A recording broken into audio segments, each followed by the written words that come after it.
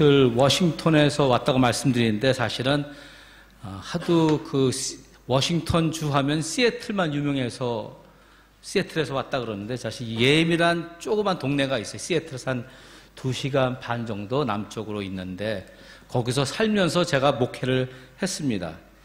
그 동네에 제리라는 그 미국 목사님과 마익이라는 그 한 미국 집사님, 이제 두 분이 7년 전 자전거로 미국 횡단을 한 적이 있습니다.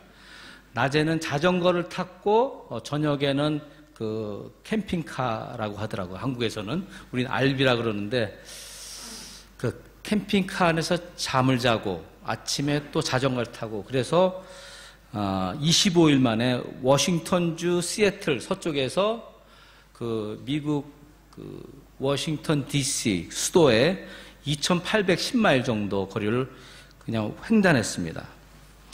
동네 사람들이 다 걱정을 해서 한 6,000명 정도 살거든요. 그 동네. 그러니까 서로 잘 알고 그러는데 두 사람을 보면은 60대 초반이었고 또 한 분은 굉장히 뚱뚱하세요. 그래서 자전거 타는 게 좀 불안했고 또 한 분은 이 전쟁에 나가서 이 팔을 잃었어요.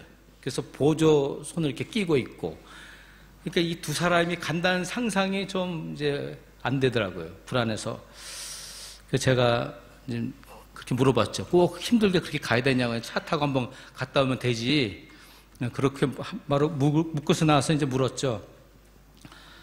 꼭 그렇게 해야 되냐고 물었더니 그분들의 답이 아주 간단했습니다. 꼭 한번 하고 싶어서. 복잡하지 않아요. 꼭 한번 하고 싶어서.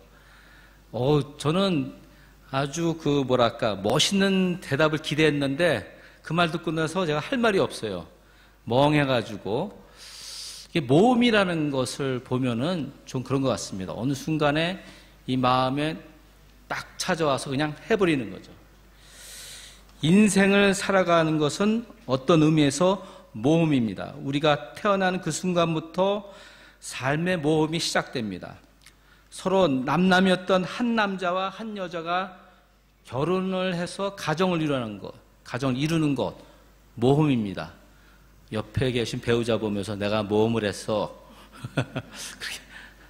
제 아내는 그러더라고요. 그 나중에 얘기하는데 결혼식 전날 밤에 참 고민을 많이 했대. 내가 이 결혼을 해야 하지 않았는지 나중에 얘기했죠. 그게 모험이에요. 우리가 베트남에 와서 사는 것도 모험이고 베트남에서 여러분의 자녀를 키우는 것, 그들의 장래를 생각하면은 한국에서 키워야 되지 않나 그런 생각이 왔다 갔다 하지 않습니까? 그건 모험입니다. 우리 담임 목사님이 이제 다음 주에 케냐에 가시는데 어젯밤에 그 텍스트 메시지를 보내셨습니다.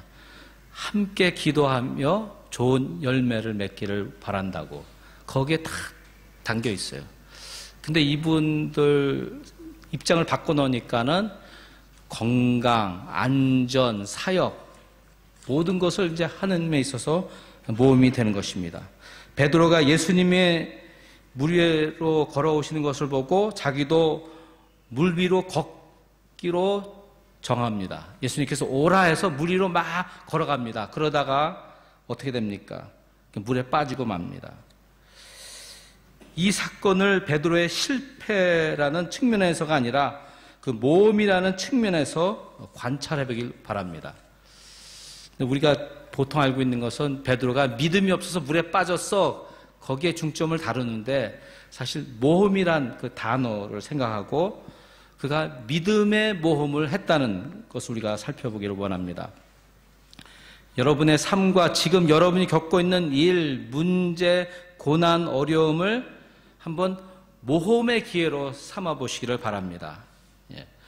과연 베드로가 실패했다고 볼 수 있는가? 그는 잠시 동안이나마 그 물 위를 걸었어요.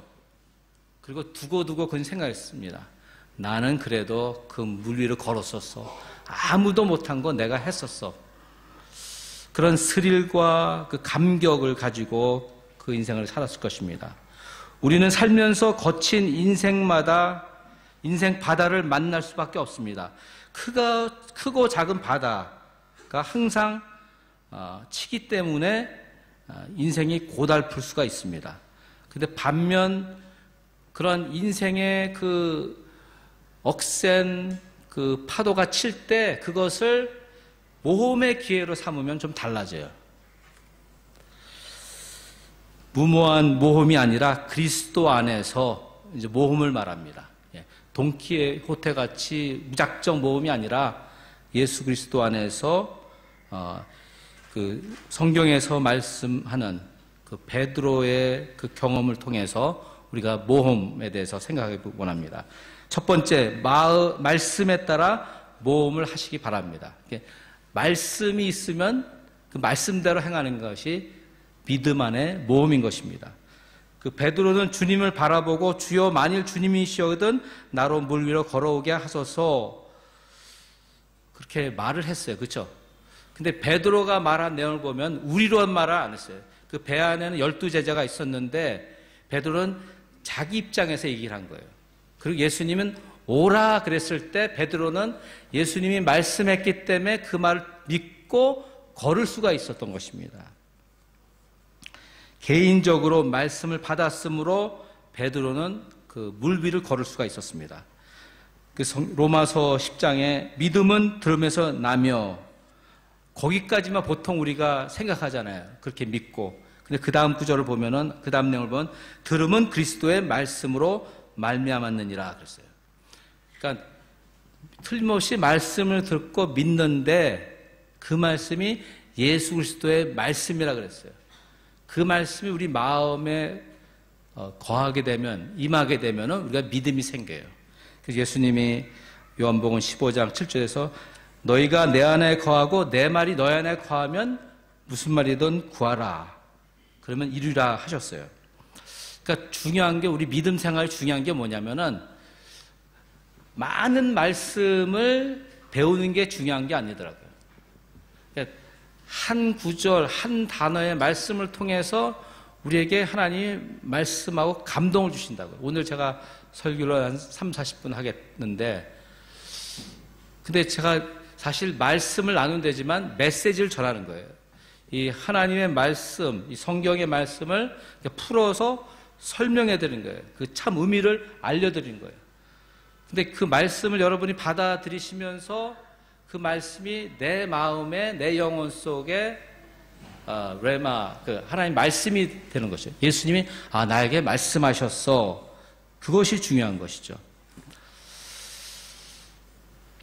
우리가 하나님의 말씀을 대하고 말씀을 보고 또 말씀을 받아들이는 데 있어서 꼭 이해해야 되고 터득해야 할 영적 원리가 있습니다. 제가 말씀드리겠지만은 그래야 하나님의 말씀을 어렵게 여기지 않고 말씀을 가까이 할 수 있습니다. 정말 하나님이 나에게 말씀하시는구나 하고 자꾸 말씀이 읽고 싶어요. 말씀이 정말 나에게 말씀하는 것으로 받아들이게 되는 것입니다.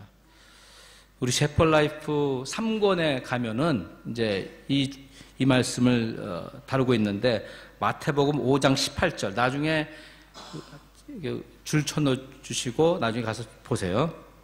이 내용을 보면은 내가 율법이나 선지자를 폐하러 온 줄 생각하지 말라. 폐하러 온 것이 아니라 완전하게 하려 함이라. 그 다음에 그 19절 내용을 보면은 다 이루었다 그런 말씀을 해요. 그리고 로마서에서는 율법을 마치셨다 그런 말씀을 해요. 그러니까 이 내용을 좀 설명하면은 그 실제 의미를 주시러 오셨다. 율법, 말씀을 실제 의미를 우리에게 주시러 오셨다. 그리고 또 율법의 정신을 따르게 하기 위해서 오셨다. 율법의 참된 의미를 알려주시기 위해서 오셨다. 그러니까 예수 그리스도의 은혜로 그 성령의 감동으로 우리가 성경을 어느 부분을 펴도 그 성령님의 감동 주심으로 영감 주심으로 그 말씀이 이해가 되고 이제 받아들일 수가 있는 거예요. 그래서 오늘 말씀을 이렇게 보면은 요한복음 22장부터 36절 이렇게 쭉 보시면은 이 말씀의 참된 의미, 그 참된 실제 의미가 나에게 어떻게 와닿는가 하는 것을 아는 것입니다. 그래서 앞에서 말씀드렸지만 모든 성경은 하나님의 감동으로 된 것이라 했어요. 그렇죠? 그리고 우리에게 성령이 주어졌고 성령이 우리 안에서 역사함으로써 주의 말씀을 감동으로 영감으로 받아들이게 하는 것이죠.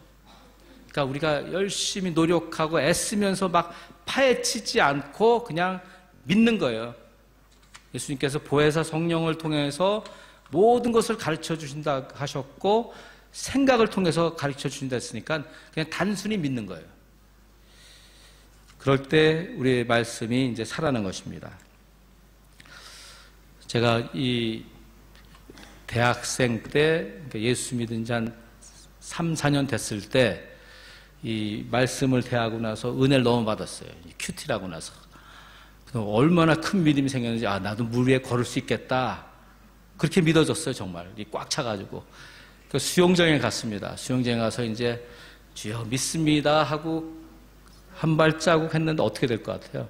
그냥 이렇게 넘어졌어요. 왜 그러나 생각해 보니까 내가 믿음이 있었는데, 근데 예수님이 오란 말이 안 들렸어요. 그 성경에 기록됐지 않습니까? 기록됐고 더하지도 말고 빼지도 말랬는데 거기다 제가 더하는 일을 하려 했잖아요. 그렇죠? 이건 베드로에게 하신 말씀이에요. 근데 오늘 베드로에게 하신 말씀이 어떻게 나에게 들리냐? 그 부분은 이제 하나님 소관이에요. 하나님이 이 말씀을 통해서 성령님의 감화, 감동, 역사하심으로 우리에게 직접 말씀할 것입니다. 근데 예수님이 오라고 하실 때 제가 오란 말씀을 이제 하는데 그 오라는 말씀이 지금 각 사람마다 다 다르게 들릴 수가 있어요. 같은 의미지만 어디로 오라는가 이제 그렇게 생각하면서 마음에 띄워놓으면은 이제 성령의 그 인도하심이 있는 거예요. 그냥 문자 그대로 따라갈 수는 없어요. 율법 그 바리새인 같이. 그러니까 내가 감동을 받아야 돼요. 그래서 오라고 할 때 아멘으로 받으시고 오늘 예수 그리스도를 믿으시기 바랍니다. 예, 또 다른 분은 그 믿음의 결정을 해야 된다고요. 사업이든 어떤 일이든. 그러니까 지금까지 기도하고 여러 가지를 따져보고 했을 때 그 다음에 믿음의 결정을 하는 거예요. 내가 거기서요. 그런 증거 사인 없어도 거기서 믿음의 결정을 하시는 것입니다. 예. 두 번째로 모험 중에는 예수님만 바라봐야 됩니다. 자주 듣는 말인데 예수님을 똑바로 바라봐야 돼요. 그 독일에 유명했던 그 한 교수님이 이제 목회 심리학을 가르쳤는데 그분이 이런 말을 했어요. 인간이 두려움이나 위기 혹은 공포 속에 빠질 때 네 가지를 잃어버린대요. 상실한대요. 하나는 분별력을 잃어버린대요. 두 번째는 하나님을 잃어버리고 세 번째는 용기를 잃어버리고 넷째는 인생의 목표를 잃어버린다고 합니다. 가끔은 멍할 때 있죠. 이 초점이 안 맞춰졌을 때 그때 예수 그리스도를 바라보는 거예요. 먼저 예수 그리스도의 십자가를 보고 왜냐하면 예수님이 나는 곧 길이요 진리요 생명이랬으니까 틀림없지 않습니까? 히브리서 말씀과 같이 예수님을 생각하면 그분이 그 성령으로 오셨잖아요. 그렇죠? 우리 마음을 이렇게 조율해서 그분을 바라보게 하신다고요. 우리는 베드로가 물 위에 걸어갈 때 예수님만 바라보고 간 것을 압니다. 주의 말씀을 받고 오라는 말씀을 듣고 막 걸어가다가 바람을 보니까 물에 확 빠져버렸어요.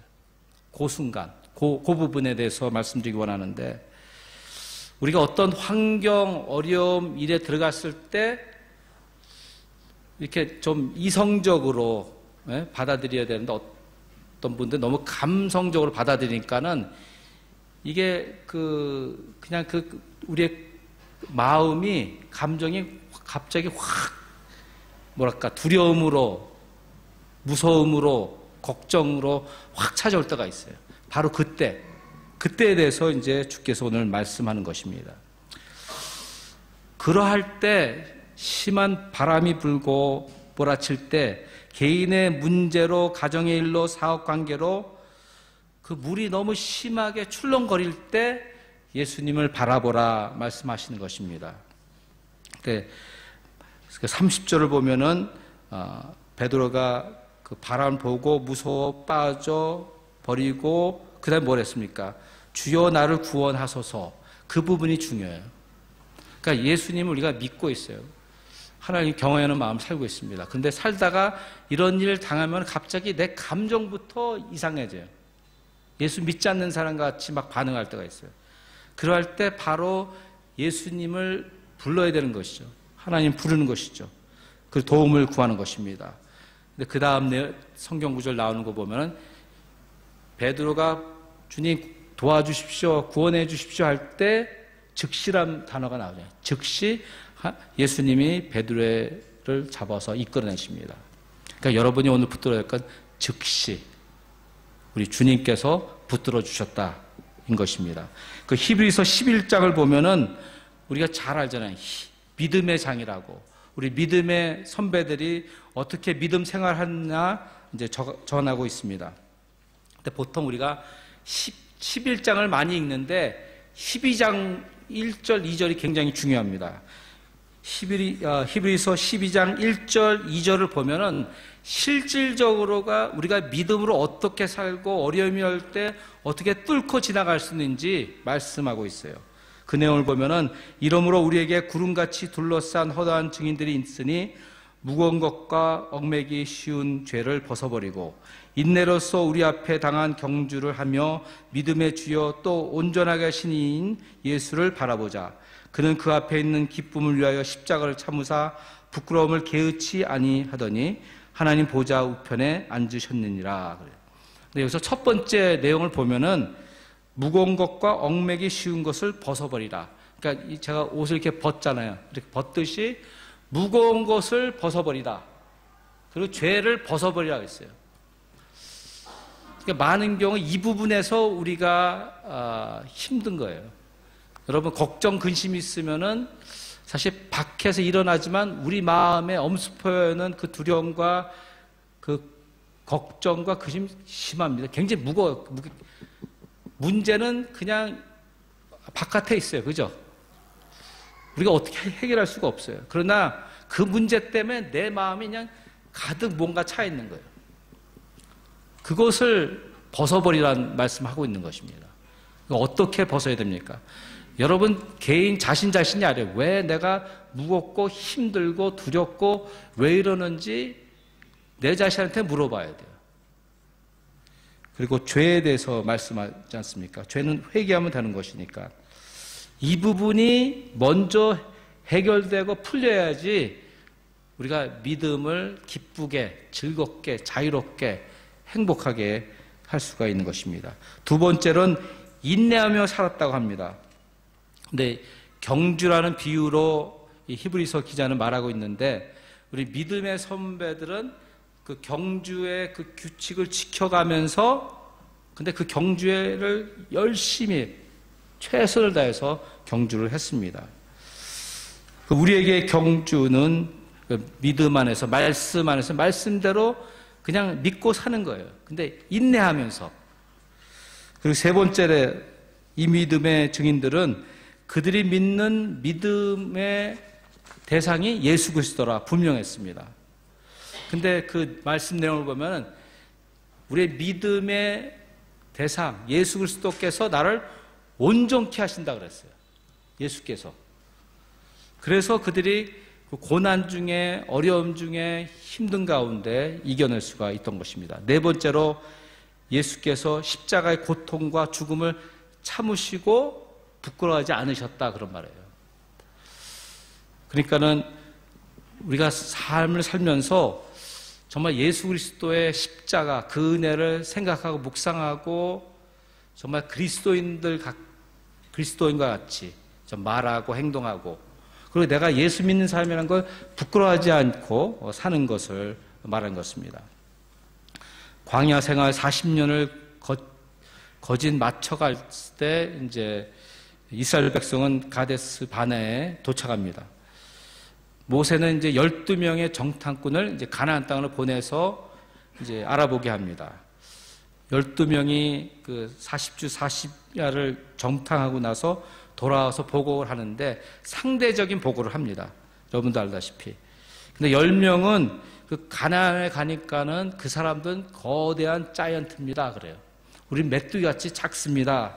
우린 아무것도 아닙니다. 그러면서 가나안 땅에 들어가면 절대 안 됩니다. 그렇게 얘기하니까는 그 성경을 가서 보시면은 그 10명이 말한 것 때문에 그 공포와 불안감이 이스라엘 백성들을 덮어버렸어요. 그거. 우리가 어떤 말 하나 때문에, 어떤 일 때문에 이 공포와 두려움이 오는 것, 그것을 우리가 깨달아야 되는 것입니다. 그러나 여호수아와 갈렙은 하나님의 말씀을 기억하고 약속을 붙들고 갔지 않습니까? 그들이 이제 가서 보니까는 그들은 광야를 보지 않았어요. 그 가나안 사람들의 그 견고한 벽을 보지 않았어요. 가나안 사람이 거대하다고 여기질 않았어요. 하나님을 바라보았습니다. 그래서 여호수아와 갈렙은 적과 꿀이 흐르는 땅에 들어갈 수가 있었습니다. 그러니까 믿음이라는 걸 가만히 자꾸 들여다봐도 뭐냐면 결국은 내가 성경을 많이 몰라서가 아니더라고요. 내가 믿지 않아요, 정말. 항상 나의 생각과 나의 감정과 하나님 말씀과 대립하는 거예요. 근데 우리 마음에 이 부분이 좀 해결돼야지 풀릴 것입니다. 제가 미국서 섬겼던 교회의 한 집사님이 그분은 하루도 빠짐없이 날마다 무릎을 꿇고 엎드려 하나님 얼굴을 찾으며 기도합니다. 근데 그럴 수밖에 없다 그래요, 그분이.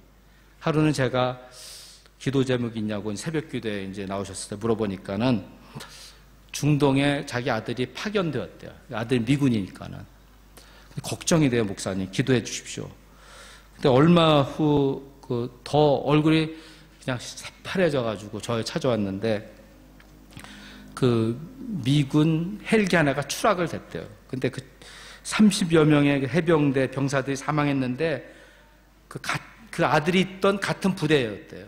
그래서 자기 아들이 어떻게 됐나 해서 그냥 공포에 떨려서 봤더니 나중에 알고 보니까는 아들은 괜찮다고 합니다.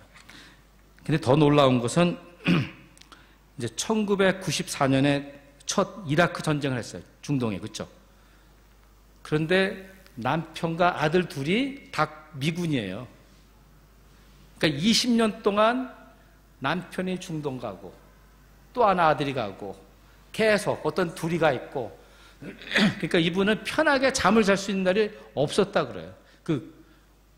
그때 막 사람도 죽고 막 그랬지 않습니까? 20년 동안. 그러니까 당신은 하나님 앞에 나와 무릎 꿇고 기도하고 간구하고 도와달라고 그럴 수밖에 없었다 그래요. 근데 기도하기 전엔 그러한 이 걱정, 근심, 두려움 그 섞인 마음으로 나갔을 때 막 기도를 하면은 나중에는 자기가 은혜를 받는데요. 마음의 평안을 받고 힘을 받고 일어난다고 말씀한 것을 들었습니다. 우리가 잘 아는 이사야 41장 10절 말씀. 두려워하지 말라. 내가 너와 함께함이라. 놀라지 말라. 나는 내 하나님이 됨이라. 내가 너를 굳세게 하라. 참으로 너를 도와주라.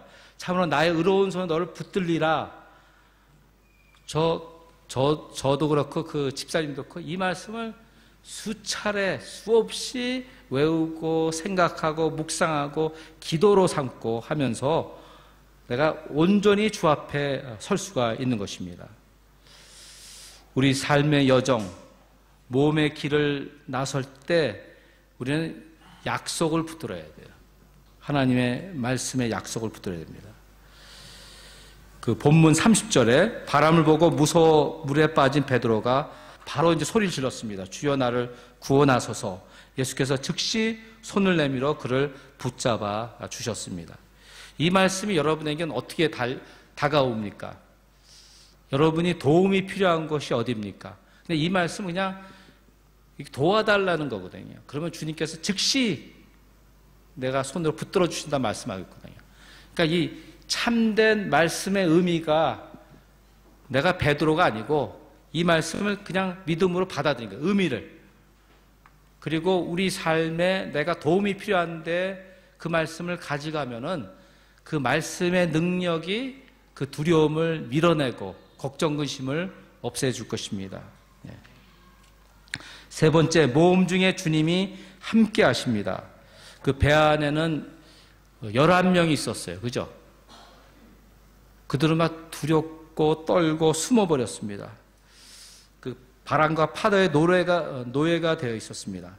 그러니까 아무것도 못하고 굳어져 있었어요. 근데 바로 그때 32절에 보면은 배에 함께 오름에 바람이 그치는지라. 저는 이 구절을 많이 은혜 받았는데 그냥 예수님이 베드로를 데리고 배에 올랐는데 그냥 풍랑이 멈췄어요. 주님께서 함께 하시니까.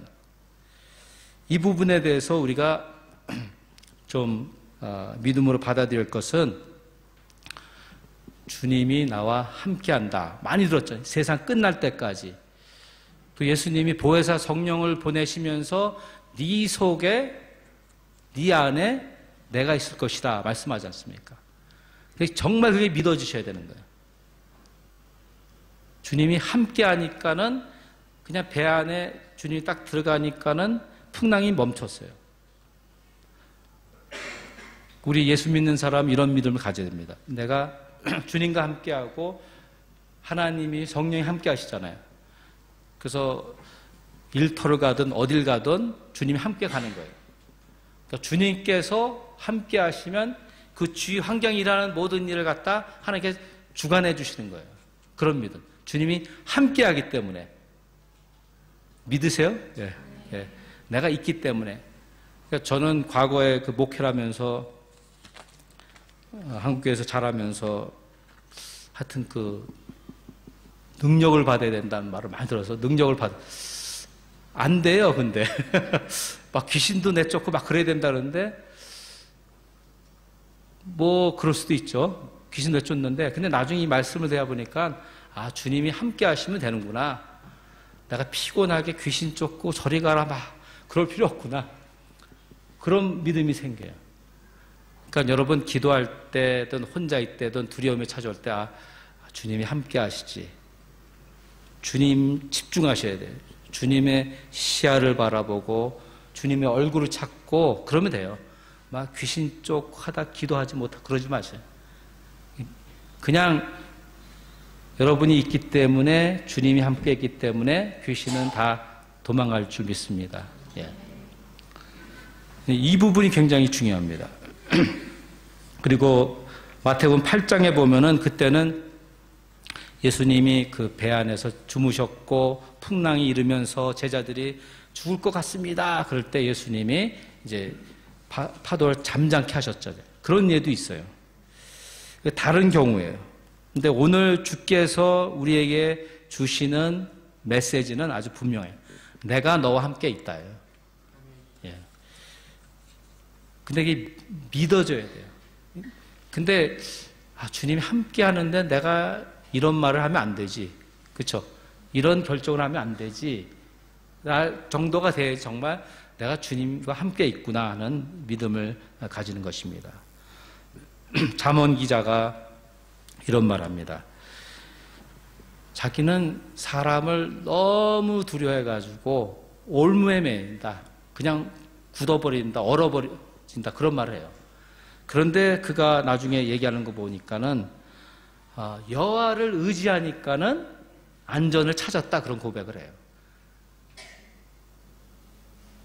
사랑하는 여러분, 위협적인 사람, 부담 가는 사람, 어려운 사람 있잖아요. 그럼 우리가 벌써 딱 그 사람 앞에 갔을 땐 이 감정적으로 어떤 느낌을 가지잖아요. 그런 감정에 치우치면 안 된다는 말씀하는 거예요, 지금. 그런 마음이 올 때, 그런 느낌이 찾아올 때 주님이 나와 함께 하시지. 주님 나와 함께 하시지 않습니까? 그 다음에 내 감정이요, 이렇게 밀려나가야 돼요. 걱정, 근심, 두려움이. 그 표현이 덤덤해지는 거예요, 덤덤. 그러니까 영적인 건 덤덤해지는 거예요. 덤덤한다는 표현이 뭔지 아시죠? 제가 사전을 찾아서 알아냈는데 덤덤해져요. 덤덤. 그냥 치우치지 않는 감정이에요. 이게 영적인 거더라 보니까. 근데 성경을 보면은 감정에 대해서 얘기하지 않아요. 믿음도 감정이 아니에요. 그 말씀 그대로 믿고 아멘 하면서 그 의미가 전달되면서 내 마음이 온전해지는 것이죠. 그러니까 앞으로는 어떤 일을 당하든 어떤 상황이 있든 덤덤할 줄 알아야 돼요. 근데 그 자리에서 직시해서 그 문제를 내 안에서 영적으로 해결하고 풀어가야 되는 것이죠. 자꾸 뒷걸음질하고 도망가면 안 되고 이제부터는 그 순간에 내가 느껴지는 그 느낌을 하나님 앞에 드리면서 주님 이런 느낌이 아닌데요.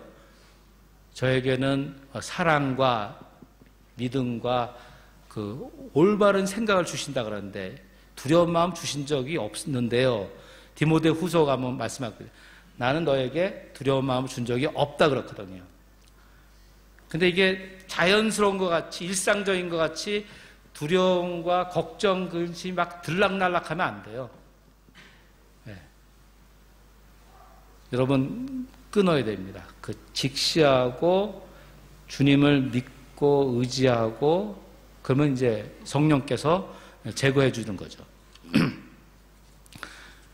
굉장히 제가 수준 높은 메시지를 전했는데 감동이 없어요. 자꾸 쫓겨다니면 안 돼요. 직시해서 거기서 풀고 해결하시기를 바랍니다.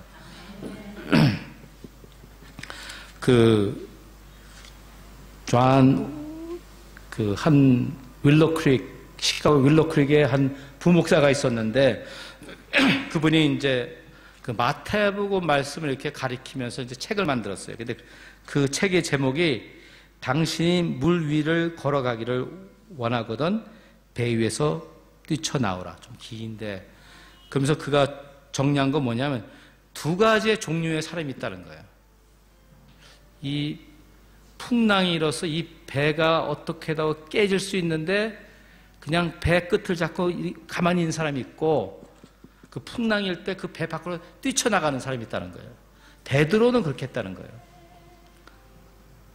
사랑하는 성도 여러분, 이 두려움 속에 있으면 안 돼요. 두려움 속에 걱정, 근심 그것을 보면 영적인 부분이에요.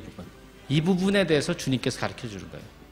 나를 믿으라고, 내가 너와 함께 했다고, 즉시 내가 너를 붙들어 주겠다고 하는 말씀인 것입니다. 베드로가 대답하여 가로되 주여 만일 주시오든 나를 명하사 물 위로 오게 하소서, 걸어가게 하소서. 그래서 예수님이 뭐라 그랬어요? 오라. 우리들의 모험은 순종하며 순종함. 여러분이 주님을 정말 믿고 순종하고 있습니까? 순종이에요, 순종. 정말 순종하고 있나? 그렇지 않으면 두려움이 찾아오고 걱정, 근심 생기는 것은 뭔가 우리가 순종하지 않고 있다는 거예요. 아까 히브리서 12장 말씀대로 뭔가 우리를 얽매이는 게 있고 죄가 있고 그래요.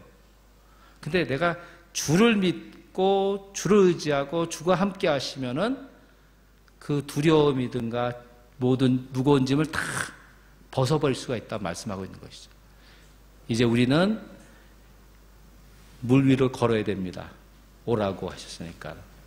그 얼마나 놀랐겠어요. 그 물 위를 걸었을 때. 근데 그 오라는 말씀이 우리 개개인에게 다 다르게 들릴 거예요. 똑같은 의미로 나에게 오라 했어요. 주님께 오라는 것이죠. 그렇죠? 그러면 내가 너를 꽉 붙들어서 도와주겠다. 그런 말씀을 하는 것입니다. 기도하겠습니다.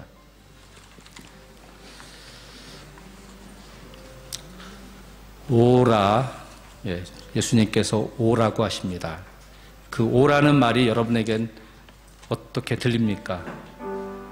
오늘 예수님이 여러분의 삶에 찾아왔어요.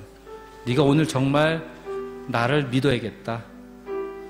나를 구주로 믿고 내 앞에 오라고 하시는. 또 그렇지 않으면 배 끝을 자꾸 벌벌 떨고 있습니까? 여러분의 삶에 일어난 일 때문에? 그러면 안 된다고 하세요. 오라. 내가 널 붙들어 줄게. 내가 꼭 붙들어 줄게. 그렇게 말씀하고 있습니다.